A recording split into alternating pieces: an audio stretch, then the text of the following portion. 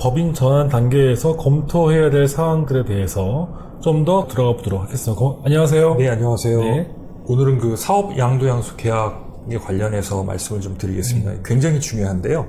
개인 사업자가 법인에게 사업을 양도양수하는 거잖아요. 그럼 이제 양도자가 있고 양수자가 있고요. 네.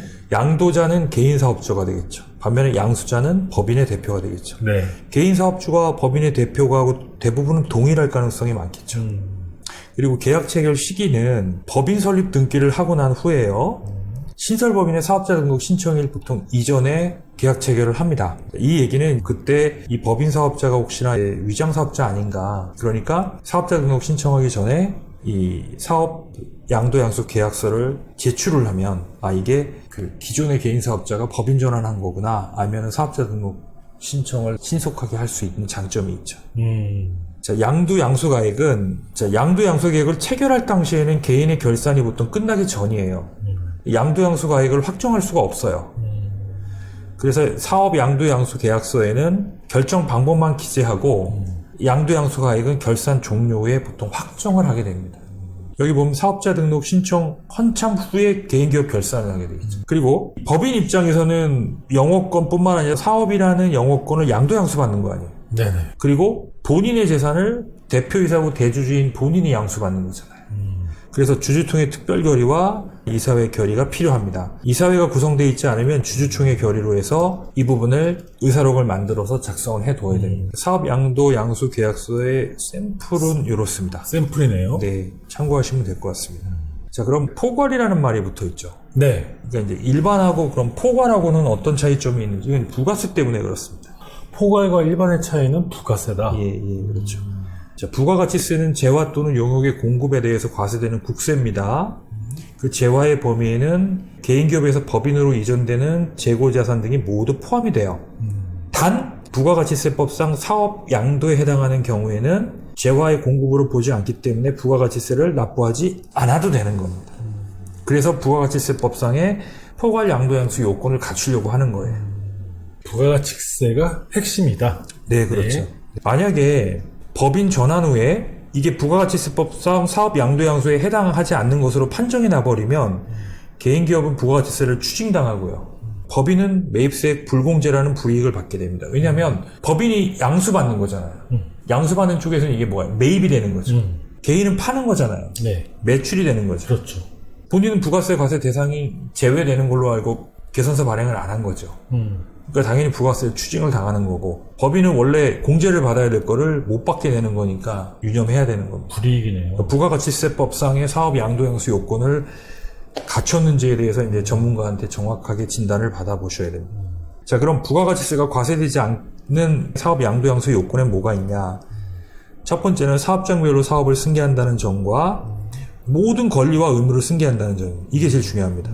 내가 원하는 자산, 내가 법인에 넘기고 싶은 부채만 넘겨서는 안 된다는 거예요. 모든 걸 넘겨야 된다. 그렇죠. 다만 미수금, 미지급금, 사업 무관 부동산, 외상매출부, 외상매입금은 제외다. 자, 이거는 내가 아직 못 받은 돈, 아직 지급하지 못할 거. 자, 이거에 대해서는 굳이 법인으로 넘겨도 실익이 없을 수도 있거든요. 예. 그래서 요건을 넘기지 않았다고 해서 이걸 포괄 양도양수로 보지 않진 않아요. 권리와 의무는 포괄적으로 승계해야 된다. 당해 사업과 직접 관련이 없거나 사업의 동일성을 상실하지 않는 범위 내에서 일부 권리 또는 의무를 제외하더라도 포괄 승계로서의 사업의 양도로 본다. 예를 들어서 1,000만 원짜리 자동차 하나를 넘기지 않았다고 해서 포괄 양도양수 요건을 해당이 되지 않는 게 아니라는 거예요. 일부 권리나 일부 의미 같은 경우는 포괄 양도양수 요건을 갖추는데 문제가 되지 않는다. 자, 그렇지만 만약에 사업용 토지나 건물을 제외하고 나머지를 법인에 넘긴다. 이런 경우에는 일부가 아니죠. 실제 되게 중요한 자산이나 중요한 권리나 의무죠. 부동산이 핵심이네요. 그렇죠. 네. 예를 들어서 나 부동산을 넘기지 않아. 일반 사업만 넘기고 싶어. 그럴 경우에는 이제 부가세를 납부해야 된다. 근데 이거는 부가세를 납부하게 되면 개인이 납부하는 거고 법인은 나중에 이거를 매입공제를 받아요. 그래서 납부하고 공제받는 그 기간 동안에 자금이 묶인다는 측면이 하나의 이제 불이익이라고 볼 수 있겠죠. 법인으로 넘겨야 될 자산에 대해서 이제 감정이 필요한 부동산이 있을 수 있겠죠. 특히 이거는 세법상의 특수관계인 간의 거래예요. 그래서 분명히 그 공정한 시장가액으로 평가되지 않으면 세법상 부당행위 문제가 생깁니다. 그래서 토지, 건물 등 부동산을 보유하고 있지 않거나 기계장치 등의 금액이 그다지 중요하지 않을 때는 그냥 장부가액이라 하면 이제 취득가액에서 감가상각비를 차감한 금액입니다. 그래서 따로 감정평가를 받을 필요 없다. 그러니까 통상 그냥 부동산은 감정평가를 받는다 이렇게 보시면 돼요. 그렇군요. 네. 자산의 감정은 감정평가법인에 의뢰해야 되며 사업 양도 양수 기준일자로 실시해야 된다. 특히 여기 보시면 현물출자에 의한 법인전환. 이건 당연히 현물출자니까 감정이 필수입니다. 단 사업 양도 양수에 의한 법인전환인 경우에는 감정이 꼭 필수는 아니에요. 그렇지만 어느 정도 시가에 근접해야 되는 거예요. 비용도 많이 들죠? 이 현물출자가 그래서 비용이 많이. 참고로 이제 법인세법과 상증세법이 조금 달라요. 법인세법에서는 감정한 가액을 시가로 인정하되 두 개의 만약에 감정가액이 존재하고 있어요. 그럴 때는 이를 평균한 가액으로 본다는 거지 꼭 두 개의 평균가를 적용해야 된다는 게 아니에요. 근데 상증세법은 두 개의 감정기간의 평균액을 시가로 인정하고 한 개 기간의 감정기간을 시가로 인정하지 않는다. 좀 내용이 다르죠? 다르네요. 예. 개인기업의 결산은 보통 이제 세무대리인이 결산을 해주는데요. 결산의 개념은 당해년도 1월 1일부터 폐업일까지, 폐업일인 전환 기준일까지의 결산 기간으로 해서 그동안의 경영 성과와 재무상태표를 확정 지어야 되는 거. 이게 확정 지어지면 이제 자산과 부채가 확정 지어지겠죠. 그렇죠. 그러면 법인에 넘겨야 할 뭐가 나와요? 순자산 가액이 결정이 되겠죠. 네. 그럼 자산 부채를 좀 현실화해야 되겠죠. 현실화라는 건 뭐냐면 장부에는 있는데 실질은 없거나 또는 장부에는 없는데 실질은 있거나 이런 경우 이제 조정해줘야 되는 거죠. 조정. 네. 고정자산의 상각, 그동안에 상각 안 한 게 있다면 상각을 해서 넘겨라. 비용을 따라서. 네, 그렇죠. 네. 퇴직금과 퇴직 충당금도 그대로 넘길 수 있다는 점이고요. 그 다음에 전환하면 소득세가 나오잖아요. 네네. 예. 만약에 이 소득세를 법인 비용으로 처리하면 어떻게 될까요? 문제가 되겠죠. 이건 당연히 개인이 낼 돈을 법인 비용으로 처리할 수 없죠. 이 법인 비용으로 처리한 것까지 상해 처분이 될 수 있기 때문에 요 소득세는 계산을 하고 요거를 보통 미지급 소득세로 해서 양도 양수할 때 법인에 넘깁니다. 하나 사례를 들어볼게요.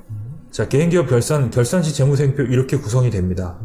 여기 이제 결산을 한 거예요. 네. 순자산가액이 2억 8,900, 1,000만 원이 나왔습니다. 자, 요 기업이 이 상태에서 부채 비율이 229%예요. 자, 그런데 이제 자본금 5천만 원짜리 회사를 만들었습니다. 네. 때로 다 넘어가겠죠. 대신에 자본금 5천이 들어왔으니까 보통 예금은 100만 원에서 6천원이 더 들어왔으니까 6,100만 원이 되겠죠. 자, 그 다음에 요 2억 8,900이 결론적으로 양도 가액이에요. 네네. 양도 가액은 법인이 지급해줘야 되는 거니까 여기 이제 미지급금으로 들어오겠죠.